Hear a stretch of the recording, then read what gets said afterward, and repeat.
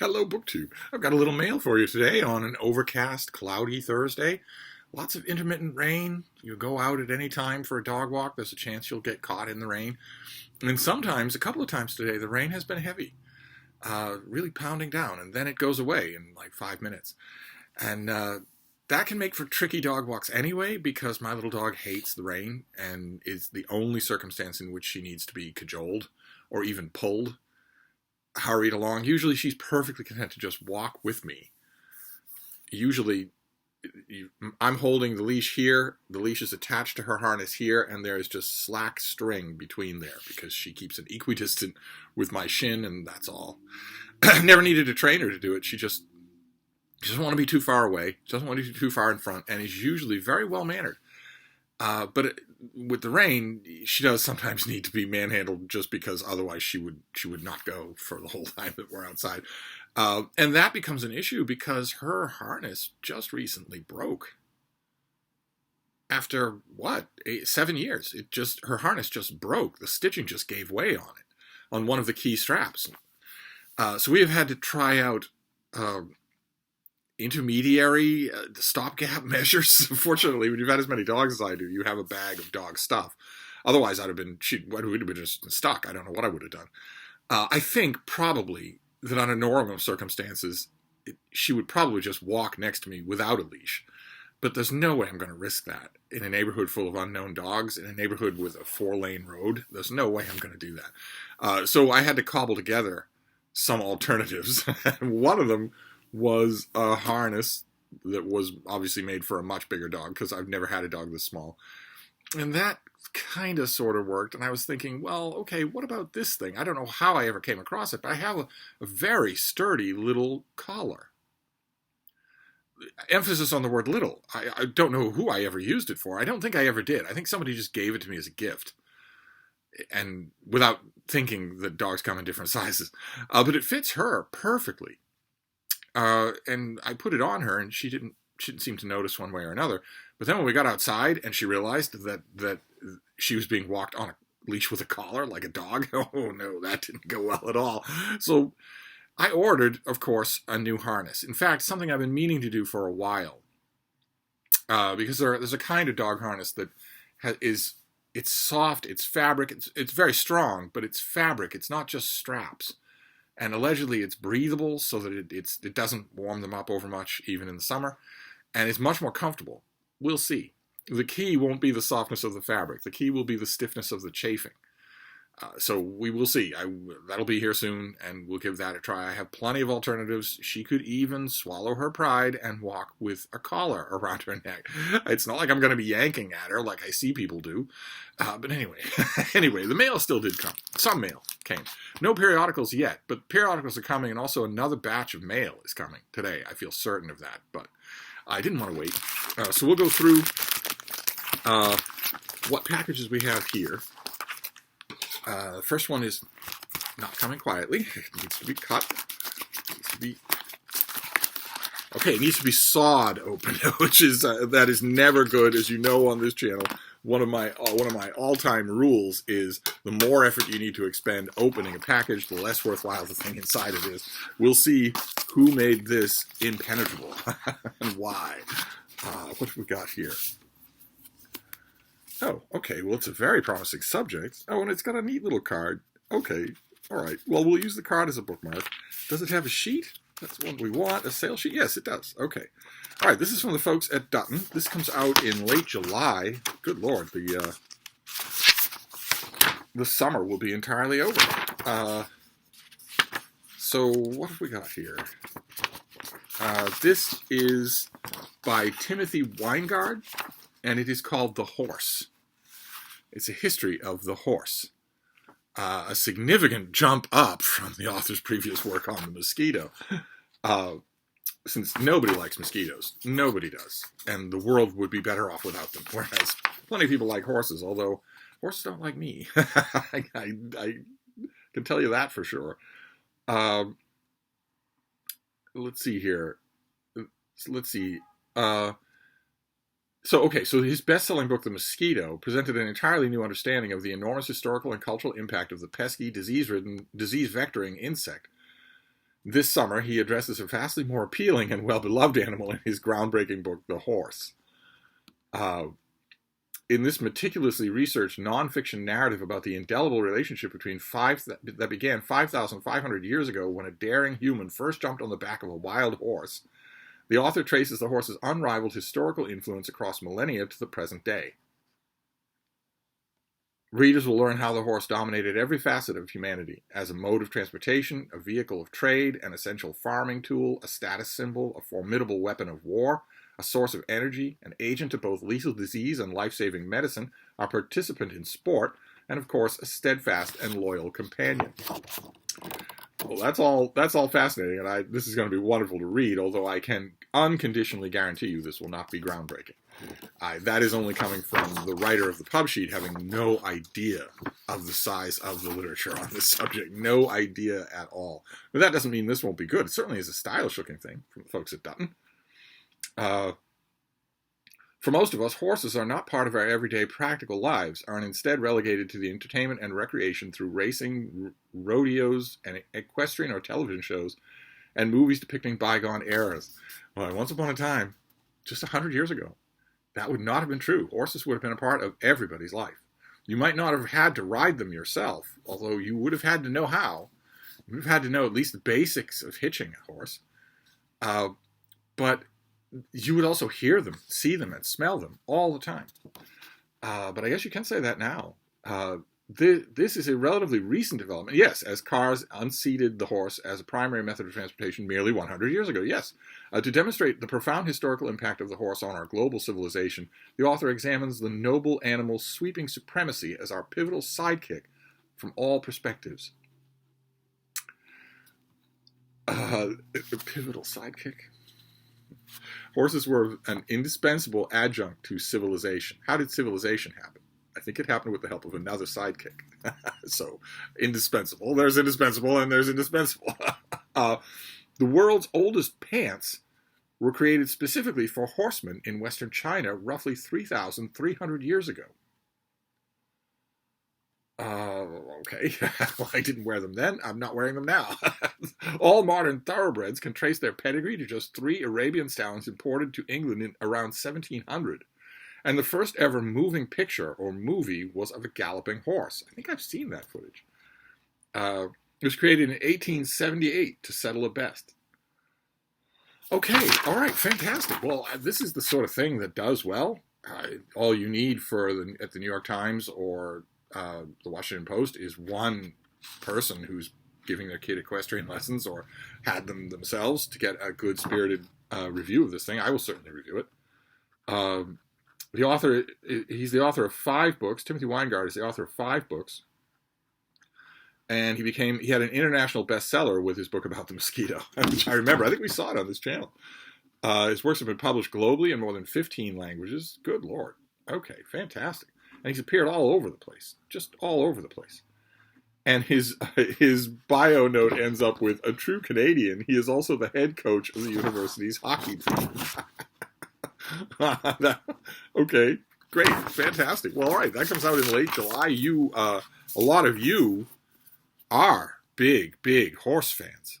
So know that this is coming in late July. Get your library to order it if they don't have it on order already. Maybe pre-order it for the author. Do him a solid if you've got the extra cheddar.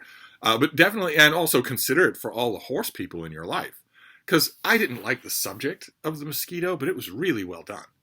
So this will be really well done. It's a much more accessible subject, a lot more written on it. So this is coming. So you can take all the precautions that you need if this is of interest to you. If this is a bullseye for you, then you can take all the precautions that you need. Make sure your library is pre-ordering it and get on the list, first on the list.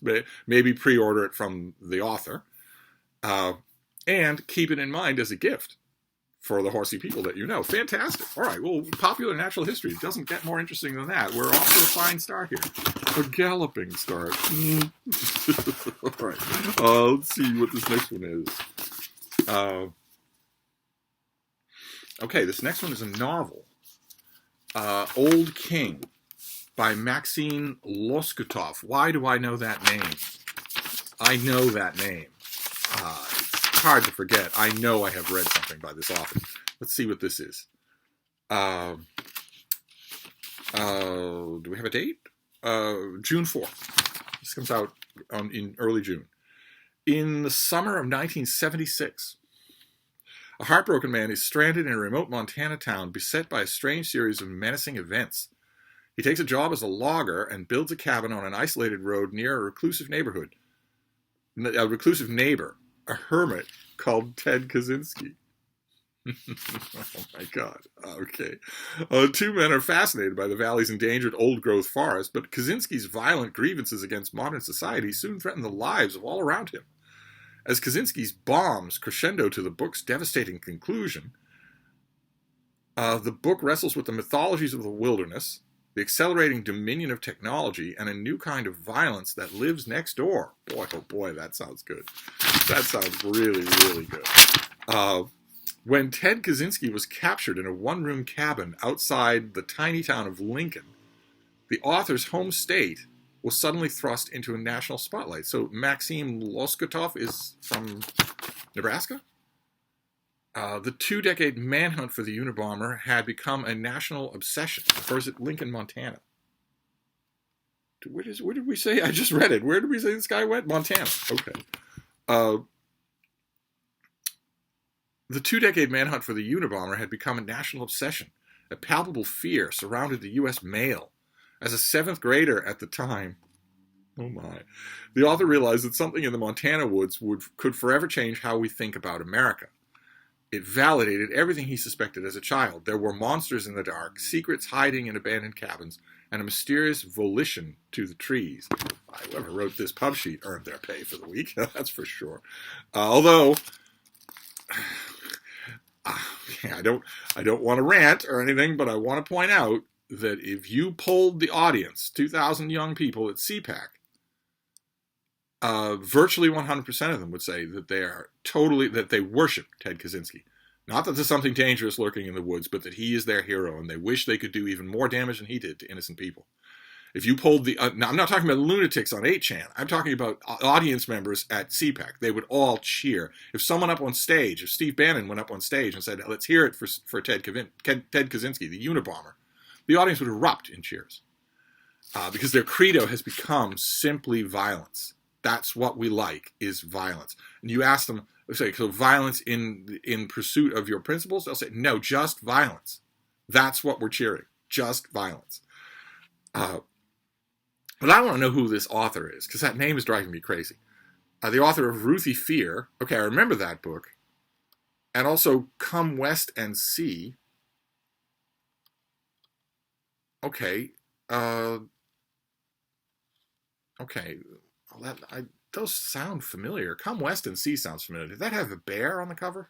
Not that my trauma is imprinting things or anything, but did that have a bear on the cover? I could swear that it did. I'm gonna have a team of you just looking up animals on old covers. I did this just the other day with The Best of Frederick Brown. Let's see here. This book asks questions that will captivate readers while simultaneously haunting them. Can one live alone in the wild amidst America's unstoppable progress? Who decides the fate of a dying frontier? How does a brilliant loner become a heartless killer? Well, I can answer the first question, because there isn't any living alone in the wilderness anymore. No matter where you go, no matter how remote, no matter how many miles and miles you had to trek to get there, you're going to find an extremely well-regulated pot farm.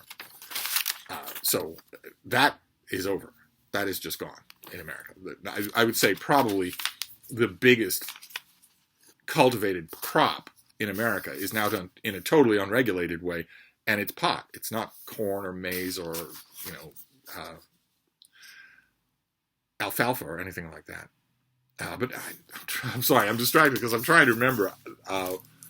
Come West and See, I think, is the author, the book that I reviewed by this author. I will try to remember to look and see what I made of this. But this, a Ted Kaczynski novel, I think I've only read one of those. So fantastic. Okay, great. And then we have a mail envelope, and we will be done with the mail for today. Let's see what we have here. Okay, it's another novel. This is Morning Pages by Kate Pfeiffer. Stylish thing, neat little drawing on the cover there. with blurbs on the back. Let's. I don't have a sheet for this, but let's just read it and see. Elise Hellman was once heralded by audiences and critics as a playwright to watch. Never a good thing. Never a good thing. Then they forgot about her. When a prestigious theater company unexpectedly offers her a generous commission to write a new play, she has an opportunity to turn her career around. With 65 days left until her deadline, Elise starts scribbling a few pages of stream of consciousness first thing every morning as a way to get over her writer's block. A technique called morning pages, popularized in Julia Cameron's The Artist's Way. How many of you have read The Artist's Way? I couldn't sell enough of that book in the bookstore. What emerges is a witty confessional in which Elise chronicles her life with her teenage stoner son and her overbearing and eccentric mother, who is losing her memory but not her profanity. She writes about her lingering feelings for her ex-husband, her best friend who is acting oddly, and the confusing encounter she has with a handsome stranger in an elevator. As she writes, the marked-up scenes from her play, Deja New, are revealed as a story within the story. Oh, that sounds fantastic. Morning Pages is about what life throws at you when you're trying to write. Yes, exactly. Yes, exactly. It is both a humorous exploration of the creative process and a relatable coming-of-age tale for the generations sandwiched between caring for their parents and caring for their kids. Oh, my. Okay, I've never heard of this author. I don't know why I'm getting this book. Why am I getting this book? Shall we read about the author? Do we dare? First of all, if you want an author photo, that's the one you want. Do you want to be told stories by that face? I certainly do. The author of 11 highly acclaimed books for children. Oh, well, that might be why I've never heard of the author. She's only written books for kids. I might not have heard of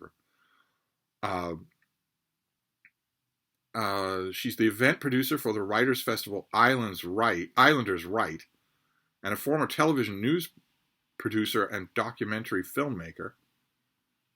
Currently divides her time between Martha's Vineyard and New York City. And this is her first novel for adults. Martha's Vineyard. Wait, where was that package? Where did that package go? Oh, yes, okay. Yeah, all right. That just sets a bell off in my head. This is actually a commission. Fantastic. I will read this right away. I'll read it tonight. This is for the Martha's Vineyard Gazette. Big broadsheet newspaper on the island of Martha's Vineyard, where I'm the book editor. I'm not the book editor. I'm the book reviewer for the Martha's Vineyard Gazette. I wouldn't want to be the book editor. I am a book editor. I am a book section editor for a print newspaper. It's much, much smaller than the Martha's Vineyard Gazette. It's much smaller than any newspaper. It's a Big Canoe News in northern Georgia. We are a print newspaper once a month with a big, generous book section. Not as generous as it has been in the past, but what are you going to do? If you can sell ads, you're going to do it. God, if there's one thing I have been dealing with the whole of my career, in newspapers anyway, it has been that. Having tense, smiling conversations with advertising, with the people in advertising. Because if they can sell space, it's going to come from somewhere, and it's not going to come from anywhere important. It's going to come from books.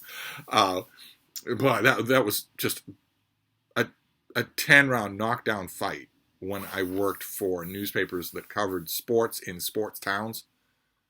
Because there, sports are king, and sports are in the back section, and the rest of the back section is the classifieds and the art section, including books. So if you're the guy in charge of the art section, including books, you're caught between the advertising section, where the money comes in, and the sports section, which is the only thing people read. You're just caught in between these two. Okay, great. Fantastic. Well, there you go. I will read this and review it. So there you go. That is our book haul, our mail haul for today. We have Morning Pages. We have Old King, a novel about Ted Kaczynski. And we have The Horse.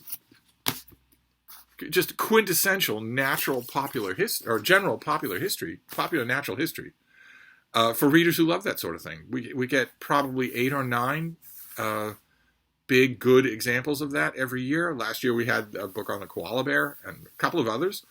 And there are a couple more that are coming. You know, I always sing their praises on this channel, whether it's the bald eagle or the koala or whatever. And now it's the horse. It doesn't get more elemental than that. But there are some more coming this year. So, and they're wonderful things to read. They're wonderful things to give to bookish people who might not spend the moolah on a new book on their own. So, very good mail haul, and no actual periodicals. Those are still coming, but it's on and off rain, and my mailman, my walk around bag on his shoulder mailman these days is a delicate little daffodil. He really doesn't like inclement weather. So even though it's kind of part of the oath that he takes, he still really doesn't like it. So he will hem and haw and sometimes not do it. Once upon a time, years ago, I had a mailman, a walk-around mail delivery guy, who was the same way. He just absolutely hated inclement weather. If it was dark and windy or anything sleeting or whatnot, he didn't want to do it. But he had a relative. He had a younger relative that he would just say, look, I'm just do my route and I will give you half the day's wages.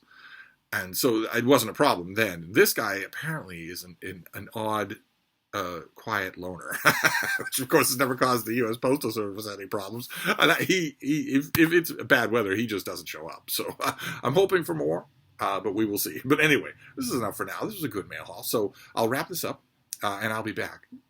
Thank you, BookTube.